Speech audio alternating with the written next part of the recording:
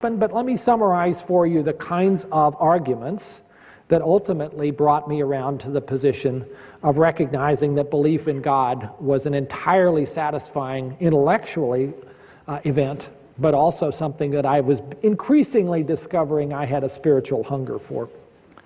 And interestingly, some of the pointers to God had been in front of me all along, coming from the study of nature, and I hadn't really thought about them, but here they were.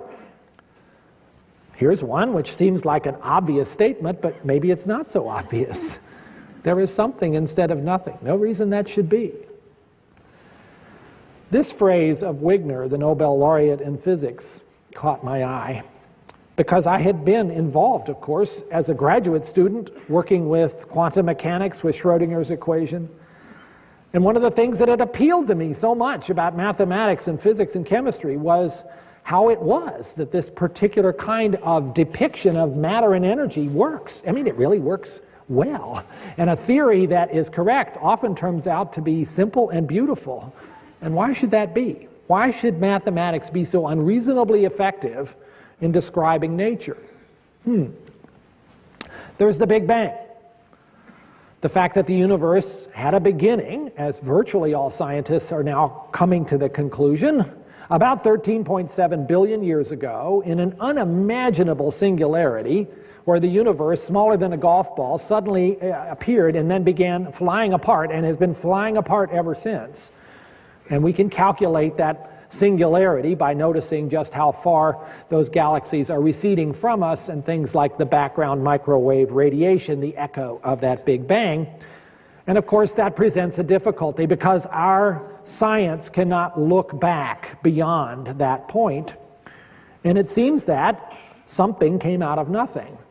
Well, nature isn't supposed to allow that. So if nature is not able to create itself, how did the universe get here? You can't postulate that that was created by some natural force, or you haven't solved the problem, because then, okay, what created that natural force? So the only plausible, it seemed to me, explanation is that there must be some supernatural force that did the creating. And of course, that force would not need to be limited by space or even by time.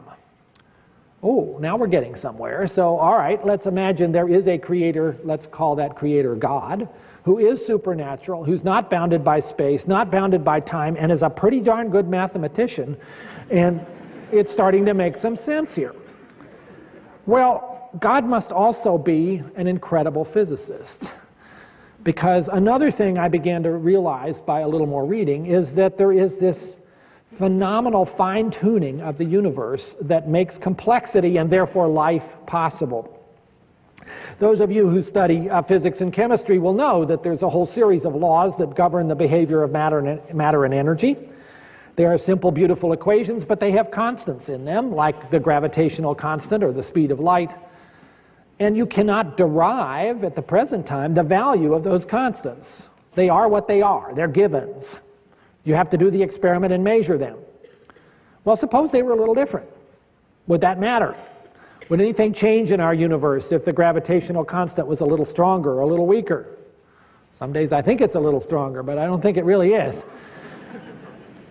So that calculation got done, particularly in the 1970s, by Barrow and Tipler, and the answer was astounding.